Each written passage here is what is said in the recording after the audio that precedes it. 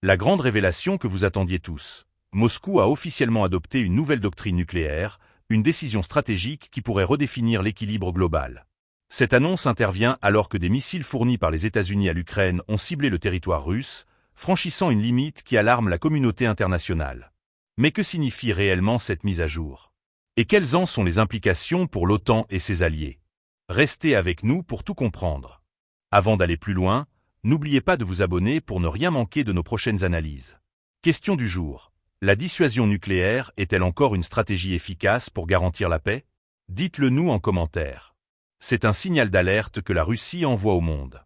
Mardi dernier, Vladimir Poutine a approuvé une mise à jour de la doctrine nucléaire russe.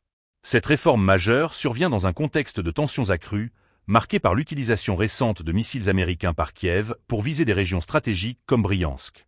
Ces frappes ont alimenté un débat déjà brûlant sur les limites du soutien militaire occidental à l'Ukraine.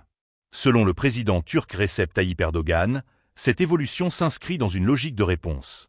Lors d'une conférence de presse tenue à Rio de Janeiro à l'issue du sommet du G20, Erdogan a expliqué: la Russie agit en réaction à la position adoptée contre elle, notamment en matière d'armement conventionnel.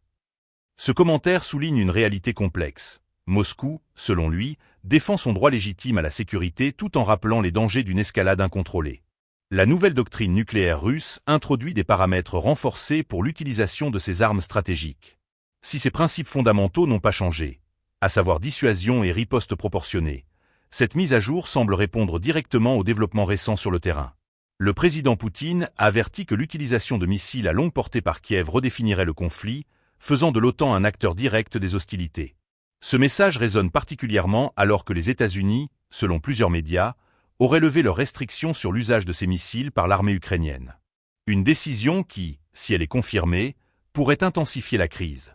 Du côté de l'OTAN, cette évolution suscite des débats. Erdogan a déclaré que l'Alliance atlantique devait examiner sérieusement la situation, tout en rappelant que les pays membres disposent également du droit à l'autodéfense.